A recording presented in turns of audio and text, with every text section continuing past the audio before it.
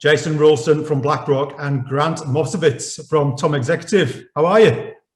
Extremely well, Pete. How are you? I'm very well, thank you. Now, Jason, meet Grant. Grant, meet Jason. Hi, Grant. Good, Jason. Good to meet you, mate. Yeah, you too, mate. This is the fourth episode of Series 3 of Recruitment Journeys with the new kind of three-way concept. But this is the first time, authentically, we have two guests appearing who don't actually know each other. So I'm excited for that reason alone. You're interstate. Obviously, Grant, you're in Sydney with Tom, and Jason, you're in Brisbane with Blackroc. Absolutely. We did have a sneaky peek at each other's LinkedIn profiles last night and connect and both comment how it's going to be interesting meeting each other for the first time on a podcast. But here we are. It seems like we're both positive guys, so we'll try our best. Yeah, I know you both quite well, and you are both annoyingly positive and upbeat people. So we've got a whole 45 minutes to annoy you, Pete. Absolutely. But in keeping with the hopes of the podcast, feel free to debate and chime in and disagree, or you can just make it really boring and just agree with each other throughout. I don't really care, whatever. But chaps, thank you so much for being involved in Recruitment Journeys. I've already given you a little bit of an introduction earlier on in the podcast. In your own words, would you mind introducing yourself to the listeners and the viewers? Grant, I'll let you go first. Thanks very much, Pete. My name is Grant Muffswitz. I'm one of the founders of T+O+M Executive, which is a Sydney-based boutique recruitment business. We work across 5 or 6 skill sets. CFO practice is where we started. We do audit, risk, compliance, cybersecurity. We do projects and transformation. We do technology and digital across business intelligence or data analytics. And we do some funds management, predominantly across financial services, but increasingly moving more and more into the commercial space. Thank you. And would you still call Tom a boutique, Grant? How many people are you? There's 35 of us. Is that a boutique? I don't know. You tell me. You deal with us all day, every day. Jason, would you say that's a boutique? Yeah, absolutely. Yeah, wow. I wouldn't say, I haven't got a number in my mind, but I reckon anything more than a dozen is beyond boutique in my Better than calling ourselves anything less than a specialists. dozen. Say again? I was going to say anything less than a dozen is like a one-man band. Yeah, well, okay, all right. Well, yeah, we can agree to disagree. Jason, for anybody who doesn't know you, Jason, and quite a few people do, in your own words, who are you, sir? I am a 32-year-old male Australian recruitment business owner. I started Blackroc with about 6 or 7 others. They're not equity owners, but 6 or 7 others from my previous firm about 2.5 years ago. And so at the time we went out, we wanted to be multidisciplinary. COVID taught us a lesson, and we became an inch wide and a mile deep, specializing in technology and digital. So about 16 consultants. Everybody's a 360 consultant. We're quite lean in that regard, and we work across the full digital landscape. So development, cloud ops, marketing, design, sales, and our focus is Southeast Queensland, but we've been fortunate enough to work some assignments in New South Wales and Melbourne, but very much our focus is Brisbane. Okay, 16 people. You can call yourself a boutique. That's cool. Yes, very much. Right, chaps. So today we are going to talk about, and I want to get your views on how you effectively scale a recruitment business, because these are fascinating, unique times. We're coming out of a global recession, touch wood, and everybody, and I mean everybody, is looking to hire and grow and scale, right?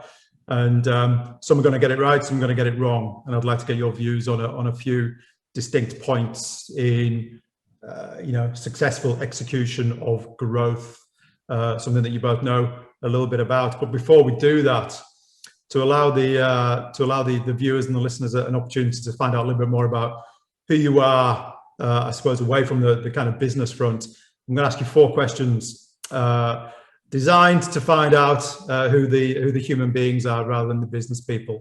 I'll start with you, Grant. in fact, I'm probably going to start with you every time, Grant, just to make it a little bit more difficult for you, seeing as it took me so long to get you onto this podcast after months and months and months of trying. This is kind of a little bit of punishment. Serves me right. All good. Mate, this is an easy one, I hope. Who in the recruitment industry, and you've been in the recruitment industry a long time, you've met some interesting and successful people, who do you most admire and why? Look, there's definitely more than one. And I've been really fortunate over 21 years in recruiting in Sydney that I've had many mentors that have kind of evolved over time. When I first arrived in the market, I joined Recruitment Solutions, which was Greg Savage and Graham Whelan's business with John McSmith, and had the privilege of working very closely with Graham and Joe Gorman, who were unbelievably instrumental and inspiring in getting me up and running in this market. And then in kind of early 2004, I still feel blessed that I was approached by my now two business partners, Richard O'Flynn and Ben Tallentire, who were my nemesis and biggest competitors, and felt like I was always trying to catch up to them. We finally got together in May 2004, and despite our very, very different styles, I learned more from those two blokes in those next 2-3 years than I'd learned in the 7-8 years before that, and I continue to learn. And then I guess I also feel unbelievably blessed to be able to turn up to this place every day. And be surrounded by 35 unique individuals from a wide variety of backgrounds. Thanks to you, Pete, you've put a few of them in over the years that I'm not too ashamed to admit, have got similar levels of experience to me and teach me as much or more than I get to teach them. But I also think beyond recruitment, it's important to have non-recruitment mentors and a network of coaches that you can access from a wide variety of industries or geographies that have got a different approach. Often friends and family, wives included, call out bullshit quicker than most. So. Well, you have to have bullshit called out, Grant. That surprises me enormously. My wife does a bloody good job at calling it out, and most of my mates do. Jason, same question. Who within the recruitment industry do you admire the most, and why? Look, I told you about this person. There's a number actually, Pete. Same as what Grant had to say. I've got a number of mentors inside and outside of the industry, and especially being younger, I've always really gleaned a lot from those older than me, and a lot of things I've been taught have stayed with me from various mentors that I've had across far and wide. Craig Sneesby from U&U, I've only really gotten to know him in the last couple of years, but he's a good mentor for me in that, he's a local market opposition firm, but we just slightly different spaces. His way of dealing with things, I find quite admiring. And one of the very first managing directors I had, Sarah Kennedy, she was an interesting a lady, and I learned a lot from her as well. She taught me some really good bits and pieces with to do with recruitment. And also Joel Barbudo from Golf. He's a managing director that he exhausts me thinking about him, and not to sound weird there, but he is one of the highest performing billing managing directors I think I've ever known. 90, 100K months, and looking after a team with, 7 offices, 5 offices, or whatever there are across Australia and Asia Pac. So incredible.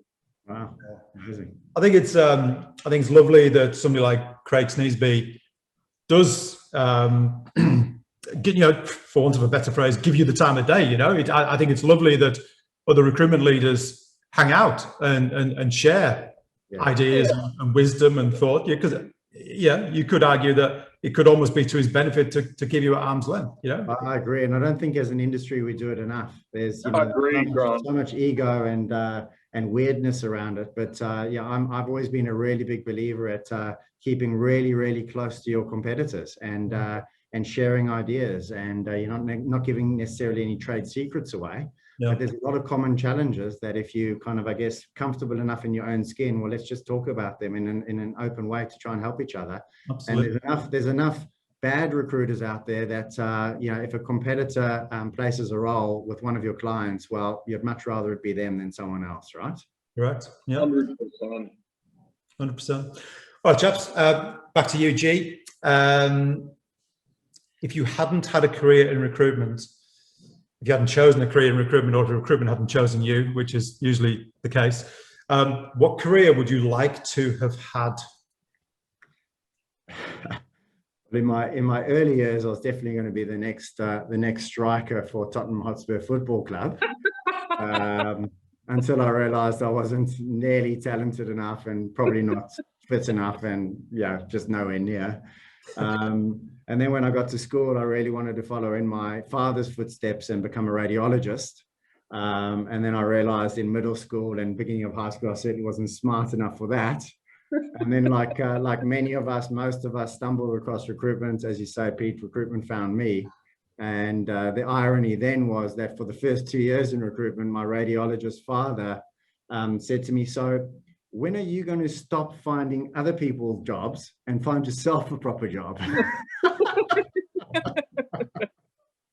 So here we are 22 years later or whatever. Yeah. What does I assume your dad has had the opportunity to visit Australia and walk into the T+O+M offices and see the whole thing humming in its full glory. Does he eat his words a little bit in the nicest possible way? Well, fortunately for me, my dad actually lives here, so he has been in a couple of times, albeit it's been a couple of years now. And my dad is my mother, bless her heart, was the emotional, warm one, where my dad is short on words. So I know he's proud, but he tells me in his own way. Yeah, I get it. That resonates. All right, Jason. Yeah, I mean, this could be interesting. If you weren't a recruiter, which I think was the path you were always destined to land upon. Looks like it could be a prop to me, or something powerful on a rugby pitch. Yeah. What would you like I would have loved to have. Sorry? What would you like to have been? Yeah, I would have loved to have played second row for the Brisbane Broncos, but like yourself, Grant, realised I was not nearly talented enough. Although I reckon this year or last year I probably could have got a run with their form, picking up the wooden spoon for the first time in 30 years. So I got out of high school and I worked with my uncle as a welder, and then wanted to be more so, through school, wanted to be a builder, like a carpenter. But then discovered sales, did real estate for a minute, and then was impatient, and then discovered recruitment because a girl or a lady that at the time worked in our real estate office left real estate and went and worked at Robert Walters. She came back one Friday afternoon for drinks and told us all about it. And I was like, weekends, you get your weekends. So I went into that, but probably real estate. So there is a little tiny skerrick of me that regrets probably jumping out of real estate at 20, 21 years old and getting into recruitment. But having said that, Pete, it's an interesting question because I bloody love what I do. So yeah. Also, I wouldn't put it past you. Yeah, if I opened your LinkedIn profile one day, I wouldn't be surprised if I saw Blackroc real estate. You've maybe with your many side hustles. Okay, G, in a moment of honesty, during your recruitment career, either as a recruiter or recruitment leader, what's the biggest mistake that you've made that still haunts you? Pete, I couldn't honestly only give you one, right? Same. So I think for me there's probably two or three, but two that really stand out. The first one for me is definitely, and it might sound a little bit motherhood, but hopefully I can explain it, is not trusting your gut or my gut. And then the second piece to that is actually then executing on your gut, right? So, and that's around people, it's around a whole heap of things over the years, but that sort of stuff comes with time, it comes with experience, it comes with maturity, and hopefully as I've got older, a bit more self-reflection to go, okay, well, I definitely stuffed that one up. How can I potentially do it better or differently next time? Try something different next time, see that it gets a different, better result, and go, okay, that worked. And then, that then builds confidence to try it again, moving forward. But I think also, the way I see recruitment is it's clearly it's a sales environment. I mean, many people coming into the industry forget that. And in order to be successful in recruitment, I believe you do need, just a modicum of ego. Ego does build success, but it's the same quality of ego that makes you a successful recruiter that also stops you from admitting, mostly to yourself, that you've actually made a mistake, right? And often successful recruiters with a bit of ego, success can kind of get to their heads and go, well, I've done that process 100 times. So I think there's just an appreciation that you can never cut corners. There's never a shortcut to listening. I think that's those three things really stand out for me. Yeah. We're either winning or we're learning, right, G? That's it. I stole that off Steve Carter. Jason. Pete, where do I start? It's definitely got to do with in this business. A lot of your emotions are heightened. You get stressed quite easily. It's a real emotional roller coaster, as everybody knows anything about this business. And so it would have to be around thinking before you type. It'd have to be maybe writing that LinkedIn post in email and sending it to yourself and reviewing it in 3, 4, 5 hours. Because in my 20s, I definitely made a name for myself for spending far too much time on LinkedIn, and probably arising the wrong brand. But I learned a tremendous amount about it. But funnily enough, as you were loading to come in, I was telling Grant very, very briefly that you were an early adopter. That's my polite way of saying it. An early adopter of LinkedIn marketing, and you came out, like a bull in a china shop. And I for one watched you with an equal amount of kind of admiration and also kind of fear. It's like, my God, this guy has got balls the size of Brisbane. I'm going to definitely check out some of your early posts, mate. I'm looking forward to that. Well, Good. There was there's plenty of stories, like I got to the point where I'd have about 20 to 25,000 views on my profile in a single 30-day period. Wow.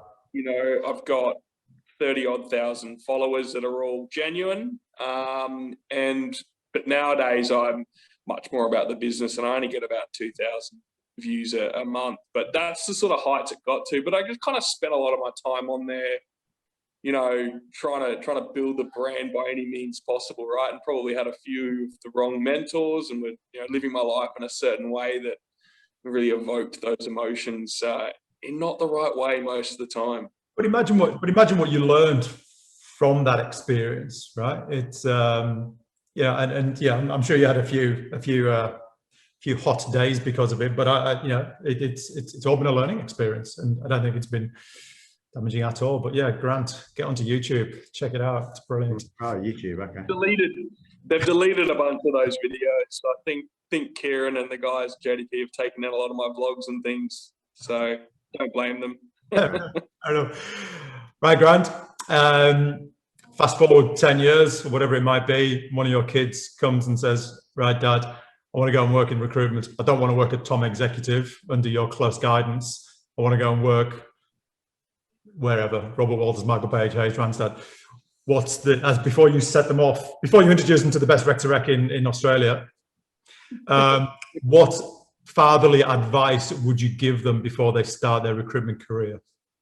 Well, I mean, firstly, my 14-year-old, almost 14-year-old, tells me not only is he going to come into recruitment, but he's going to be my boss. So he loves telling me that.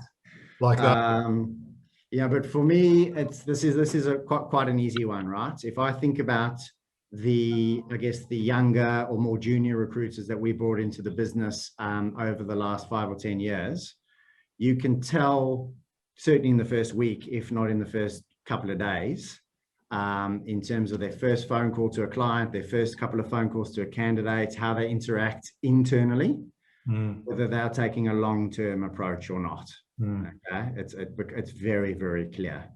And if you think about the world we currently live in, where it's literally instant gratification and dopamine hits are literally at the click of a button. The challenge is to get my children and the younger generation and any new people to recruitment to actually understand and appreciate that this is a long game, right? And there is no shortcut. If you just chip away at building the blocks of relationship building, and you do that over a long extended period of time, what you give is what you're going to get in spades. But it's going to take time. So never undervalue your network and never undervalue your relationships. Invest in them over the long term. Strong. Jason, I don't think you've got any. I don't think there's any mini JRs kicking about just yet. But if your future kids or nieces or nephews come and ask you your advice before they embark on a recruitment career, what do you tell them? Yeah, I mean, G hit it on the head there. It's I often talk to my teams about, it's not about that first BD call. It's not about that first call, that first email. Most people want to see if you can hang out and really last before they will entrust you with their business. And so it's that exactly what Grant said. But also like the patience part, people will here and there, you think you're getting the rough end of the stick with a deal or whatever it may be. But, 7, 8, 90% of the people you will be surrounded by in business in the same market for many years to come. So you'll see them at events, you'll see them around. So, be polite, be professional and patient. Whereas I know impatience makes a great recruiter at times, but it's definitely being patient and polite, even if you do feel you're getting a little slighted on that first interaction or whatever it may be. But definitely a long game, and really understanding that puts it all into perspective. 100%. And you look at people ask me what makes you guys special, and I go, well, nothing really, but we've just been at the same bloody phone number for 21 years. So the guys that we knew when they were financial accountants 21 years ago are now CFOs and divisional CFOs of banks, and we just picked the winners, and we grew up with them, and we gave them great advice along the way and placed quality people along the way with them that made them continue to look good and progress in their careers, and just stick with them, right? And it comes back in spades. This morning I had a call from a senior HR director at a listed financial services business who I hadn't spoken to. I asked her how she got to me to brief me on this role, and she told me that I placed someone with her husband 10 years ago. And when I told him last night that she was looking for this particular skill set, he remembered me. So that's what it's all about to me. Yeah, it's got to stick around, right? Well, I've over the years, less so nowadays, but over the years I've placed a lot of graduates into recruitment, and when they get the job, they think, boom, job done. And I'm very quick to tell them, I said, getting the job was the easy bit. That was the easy bit. Now the hard work begins. But the number one piece of advice I give them is just sit tight. Stay in that first job for as long as you possibly can. Yeah. It's going to be good and it's going to be horrible, but just sit tight, because that's how you make a name. That's how you're successful in this industry. And Pete, beyond what Jason and I have said, from your years of seeing successful and not such successful recruiters, what anything else you would add? What advice would I give my kids if they wanted to go into recruitment? Yeah. I would say, strap on your football boots, work harder on the football pitch, sign for Manchester United, earn 300 grand a year, and allow me to retire. Forget about recruitment, focus on football. Yeah, fair enough. No, I would say, look, funnily enough, I would know where to send them where they will be looked after. What I mean by looked after is they will be surrounded by good mentors, good examples, good pedigree. And I think it's crucial that new recruiters put themselves into those environments and just, latch on to successful, ethical recruiters and just copy them, basically. Yeah, correct. I remember with Graham Whelan, I used to irritate him and say, are you seeing any candidates today? I'll go, yep, 2. I'll go, can I sit in? Yep. And I'd literally take notes of every single question Graham was asking them. I didn't really listen to or really understand what the candidate was saying, if I'm honest. But I was just, and then I'd bug him afterwards. When you asked that question and you said that, why did you then counsel with that? And when people come join my business, they say, well, I say, what are the 3 most important things you should do over the next 6 months? And they go, what? I go, listen, listen, and listen. Yeah. And it's just as important to work out, the guys that you'll never be able to emulate in style as the ones that you will. Yeah. Yeah. Right, chaps, thank you for that. Hopefully that gives everybody a little bit more of an insight into who you are, what's going up there, how you think, how you view the world, etc. But let's get into the topic of debate, which is, how do you effectively scale a recruitment business? I know that both of you are hiring and your businesses are growing, but that's not unique to you. The whole industry, thankfully, thank God, we have bounced back from this COVID nonsense remarkably well, and everybody's looking to scale up. So keen to get your views on how businesses do that. So let's have a chat about that. So the first question I have is, post-COVID, everybody's looking to grow. How does a business who's looking to attract the best talent in the market, how do they stand out from the crowd? Actually, Jason, I'll go to you first. How does a business looking to attract, if a good recruiter hits the market, let's be brutally honest, they're going to have ample choice and they're probably holding the cards. How does a recruitment business stand out and make themselves attractive to that strong recruiter?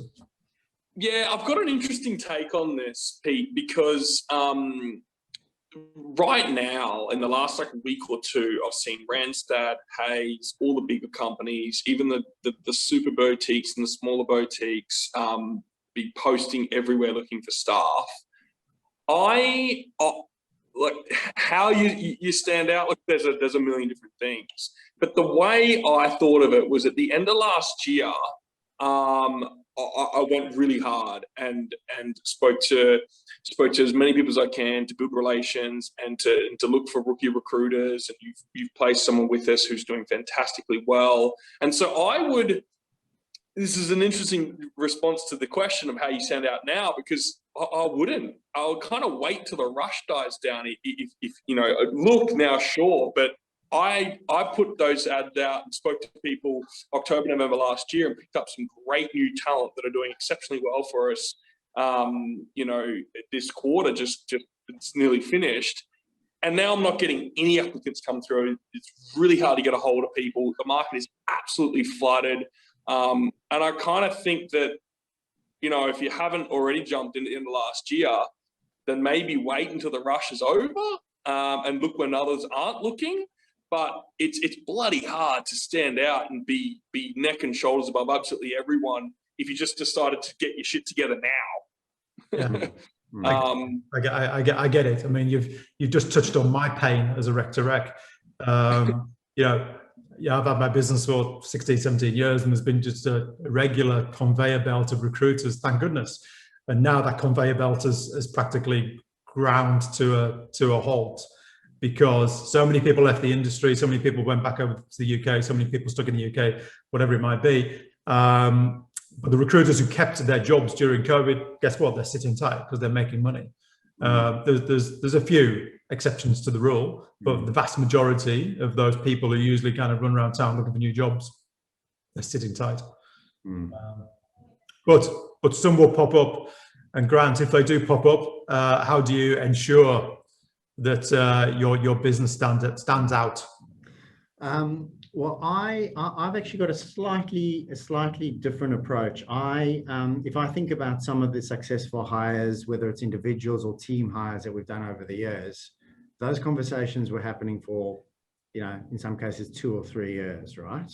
So I'm a believer in that's the only time we can ever top draw candidates in this business, right?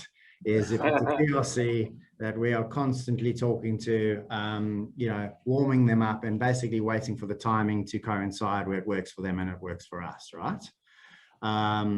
So I do think you kind of got to stay in the game. I understand your point, and it gets a little bit noisy, Jason, but for me, I'm just always on the look, either for opportunistic hires or for strategic hires.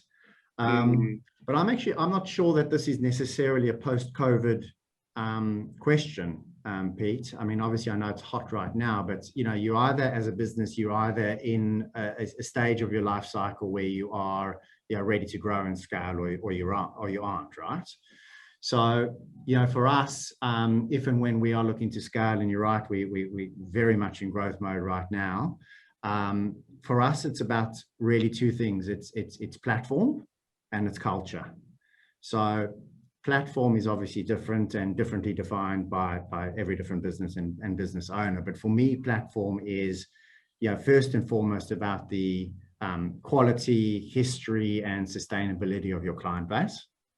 Which is 17 years old for us. Incredibly good training and giving people joining the business a strong sense that they're going to be surrounded by really good mentors leading from the front, senior people in the business that are actually recruiting, and that are that have got tenure not only in the business but tenure within their domain. That are very, very generous with sharing that information with this appreciation that they were once a junior recruiter. And then a really solid feedback loop, where we talk about this to PRCs all the time around, constantly not just putting a bum on the seat and hope it works, but constantly looking at a feedback loop from a performance perspective. 6-month reviews, how are you going? What can the business do to support you? What we expect of you? What you're doing well? What you're not doing well, right? And I do think that in order to recruit for scale, you do need to have a balance of attracting and retaining senior recruiters and keeping the senior guys that you've got for obvious reasons, but then also bringing succession plan into the business, and through that platform, giving younger recruiters an opportunity to enjoy workflow or job flow, make mistakes, learn, be nurtured, and and that only comes with a proper platform. And then the culture piece is paramount. Everyone talks about culture. Everyone's got motherhood statements on their website, but if a potential recruiter hasn't got a really strong sense of your culture by the end of a process, well, we've done ourselves a disservice and we've done them a disservice, right? And I'd much rather them have a deep understanding of our culture and self-select out early, or love our culture and be much more inclined to continue the process. Okay, so those were much deeper, much more intelligent answers than I was expecting, if I'm honest. The glasses, Pete. The glasses. I think post-COVID, there's been a whole wave of kind of policy changes around. Lots of businesses are introducing things like 8-day fortnights and 9-day fortnights, and just kind of jumping on the flexibility bandwagon. And I think that's what I was expecting you to say. But your answers were much better, so that's all good. We'll move on. Okay, so what is interesting is, in my humble opinion, the recruitment industry needs to start feeding itself with local homegrown, recruiters, coming. Allowed to say Australians, mate. So say again? You're allowed to say Australians. Well, yeah, Australians, absolutely, Australians. But you know, for many years, you know, compared to the UK, where they farm thousands of rookie recruiters into the system year after year after year. For some reason, we've never done that over here, but I think we do need to. And a lot of businesses are starting to think about bringing through rookies and starting their own academies and what have you. With that in mind, given that it is so tough to get experienced recruiters, do you think it's sensible, given the market demand, to every now and then take a punt on a rookie recruiter or an inexperienced recruiter who isn't yet proven but shows a lot of talent? Anybody can go first. Absolutely. I mean, Pete, as you probably know, that's most of my business, and that's what I've made a career doing. You know, I've hired almost 100 recruiters in the past 8 years, and many of them have been rookie recruiters. That a lot of them are now gone off and got their own businesses, or a few of them from the last 4 years are still with me. But absolutely, yeah, it would be great to have some kind of a system or a process in Australian recruitment firms where they looked at more grassroots activities or systems that will help bring these people through, because real estate's a really known career in sales from high school or from university, but recruitment's just not. But I do feel it's changing. I do feel the tide's changing. There's some recruitment companies up here, especially in Queensland, that do a fantastic job at it. So I really hope it catches and becomes as big as the UK. Yeah, it has to. I hope it does. I mean, it's a wonderful career, and for some reason, these people coming out of university, that recruitment just doesn't seem to be on their radar. It's a shame. Grant, do you think when you see somebody who has potential and talent, but they're unproven, would you ever take for want of a better word, a punt? I'm a massive believer in it. I think just conceptually, whether it's in business or in life, people should be taken out of their comfort zone and given an opportunity before they're ready, or certainly before they think they're ready. I was definitely a product of that, where I was promoted.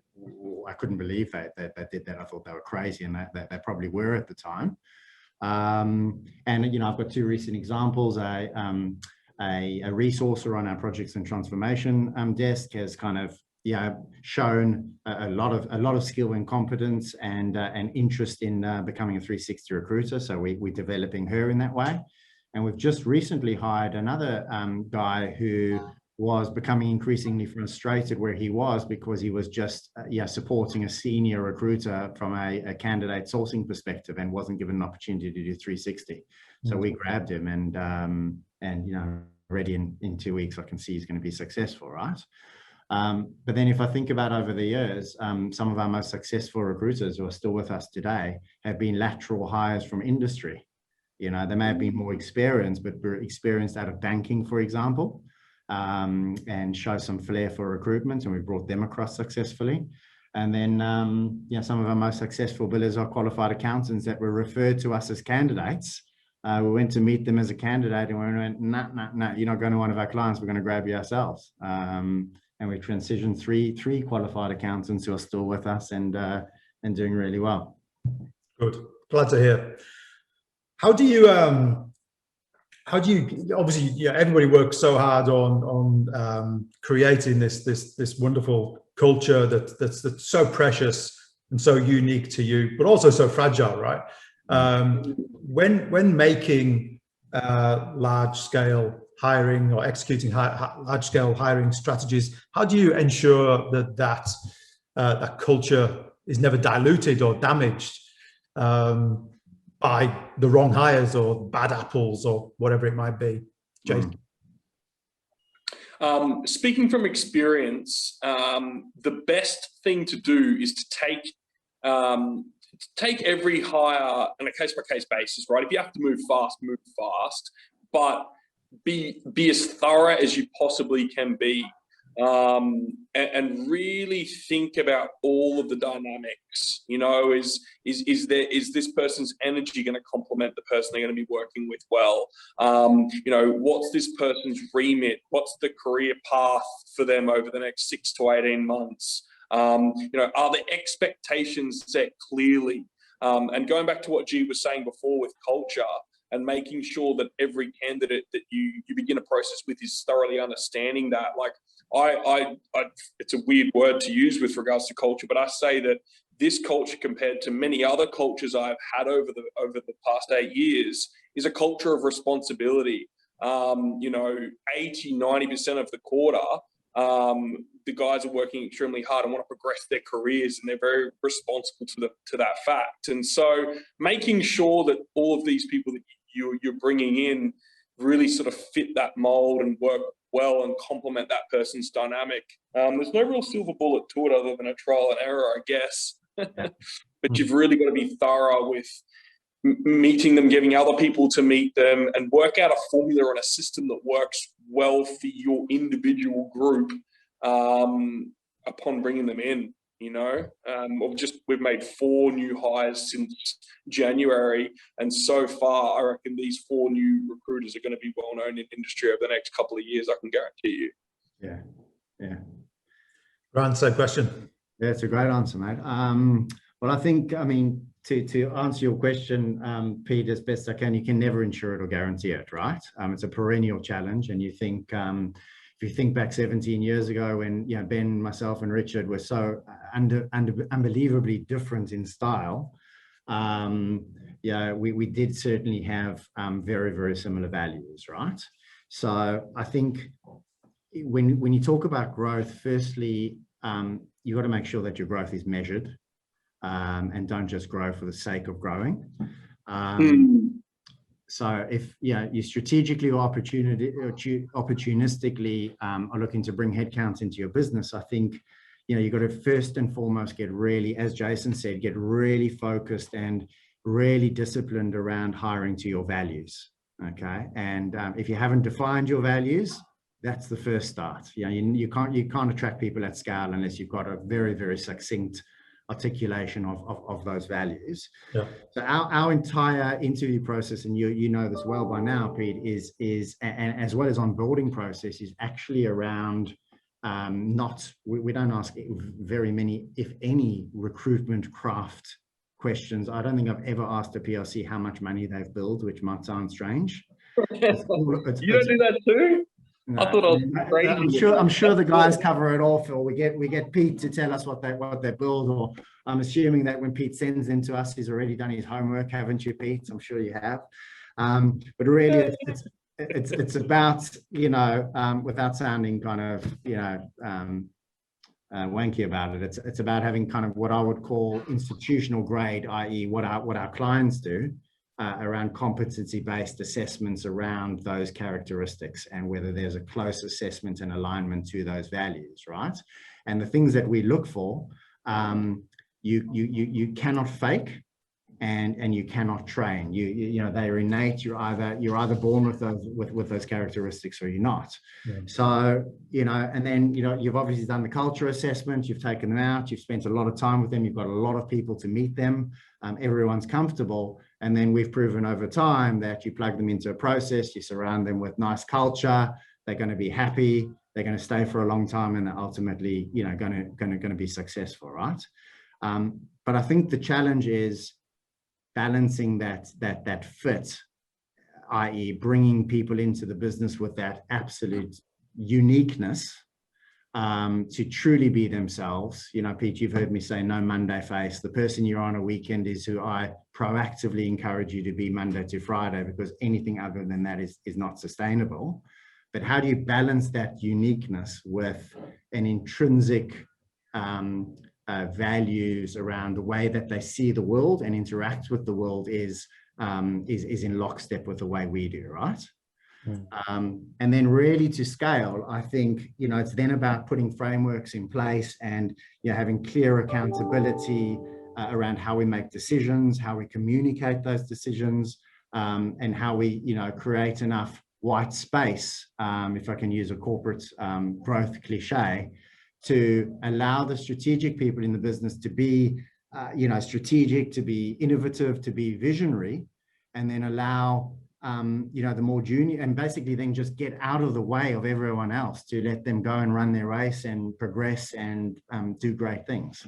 Yeah, it's really interesting. It it's easy for a rec to forget, right? So when I'm sending a candidate to a privately owned business, it's easy to forget that that business is still owned, co-owned by Grant Muffswitz and others, and Jason Roulston, and this thing is so precious to you. It's your baby, it's your life, it's your family, it's your livelihood, it's your future. You send a candidate to Michael Page or Hayes, it's just another manager making another hire with not his or her money. There's minimal risk. But we're listening to you talking about how you approach it makes you realize how. But I also think then when people have then joined the business and they're trying to work out the culture fit of the business in which they're about to send a shortlist to, and there might be one on the shortlist where it's not sure. I just ask the question. I go, mate, how would you feel about that person sitting right next to you and joining this team in this business tomorrow? And they often look at me going, wow, I hadn't actually considered that. But as soon as you put that lens on it, because basically most people would say that they've got a no dickhead policy, right? It's as simple as that. Yeah. All right, thank you, chaps. Right, we're going into the last question. Before we go into the last question, Jason, can you hold up that container? That's going to be the biggest receptacle of what is it? Blimey, how big is that? So it's a H2O capsule. I'm not trying to spruik it at all. I'm just but it's a H2O capsule. It's 2.2 liters. So really looking after my health and fitness this year, as you know, Pete, working out twice a day and all the rest of it. And this is just a great way to manage how much water you intake, rather than a glass here and a glass there and a bit of. Right. It looks like something the SAS would jump out of an aeroplane with. Right. Gentlemen, final question. How important is it for you as the business leader to be involved in the hiring process? And do you ever foresee a day when you won't be? You step back. I mean, I can think of businesses now that have got to a certain size where the founding CEO has zero involvement in the recruitment of people. Do you ever see that happening in your business? But the first question is, how important is it for you to be involved in the process? Grant. I don't really see it as a responsibility. I actually love it. I really do enjoy interacting. I get involved, as I said earlier. We've definitely kind of finessed our process, and everyone's got different roles to play through the process. And I typically get brought in sometimes very early on, especially if the person we're seeing has got a good reputation or we like the look of them on paper. And I spend at least an hour, often an hour and a half if they've got the time, to just really get to understand them, who they are as a human being. Pete, some of the questions that I ask them that might be a little bit different, which again, through those questions that they might self-select out because this guy's a bit weird, or a bit strange, or a bit deep, or whatever. But really just get to know them as a human being. And after that hour and a half, I would love to think that they've got a really good sense of who I am as a human being. And if they don't like me as a human being, then they're going to self-select out early. If they do like me as a human being, then hopefully they think that that's consistent with, if he's a half decent bloke, then it's probably not a bad business to join, right? And they hopefully will be more inclined to continue the process. So to answer your question, my plan is not to ever not be involved, but there might come a time where some of the guys go, gee, it's time. You're a bit old school now, a bit fuddy-duddy. So let the young guns bring them in, mate. Let somebody else have a turn. I'd love to be interviewed by you. It would feel wrong doing it in an office. I'd want to do it in front of a roaring fire with my Ugg boots on. Well, mate, if you ever actually come up to Sydney and take me for lunch, I can interview you. No problem. Mate, there's been a global pandemic. Have you not noticed? Jason, how important is it for you as a business leader to be involved in the hiring process? Probably more so now, but do you ever see a day where you wouldn't be? Oh, perhaps. But I think thinking that far ahead in our industry and in our business is probably a bit of a mistake, and maybe last year taught some of us that as well. But what G said, I 100% agree with the way he put that. I would add though, straight out of the blocks with Blackroc, I stepped back a little bit and moonlit some of the senior guys here in hiring different people, and that was a mistake because I guess you kind of want to have your touch on the process, and it's important because as long as you're going to still be in it, they may pick people that are just off the mark, and it's just not going to fit, to put it politely. And so I think it's very much important, especially while we're tiny at 15, 16 consultants, that to be very much involved in it. I think you've got to play a part. You can't be overbearing in the process either, which I have tended to be behind the scenes with the rest of the guys here, the rest of the seniors here. I've tweaked my approach there, but we've worked really hard the past 6 months to refine a process that seems to have worked for us, touch wood, but culture is fragile and it's ever changing. But yes, it's very important. Well, for what it's worth, I think I'm, as somebody who supplies into your businesses, I'm very glad that you're both involved in the processes. There are other businesses that shall absolutely remain nameless, where sometimes the owner gets involved and you think, oh, please don't. But that's not the case with Tom and Blackroc. Right, chaps. Well, thank you so much. I really appreciate it. Some invaluable insights out there for anybody thinking about scaling and growing, and it's interesting to find out the thought process that goes on behind it from the business leader's perspective. Thanks so much, Pete. I really appreciate you having me on. I enjoyed it, and good to meet you, Jason. Maybe we'll meet in person one day soon. Yeah, I would love that. I'll be down in Sydney soon, seeing some clients. So I'd love that. Jason, just so you know, it's taken me about 6 months to get Grant to agree to this. So this is it was well worth the wait. Oh, good. Thank you.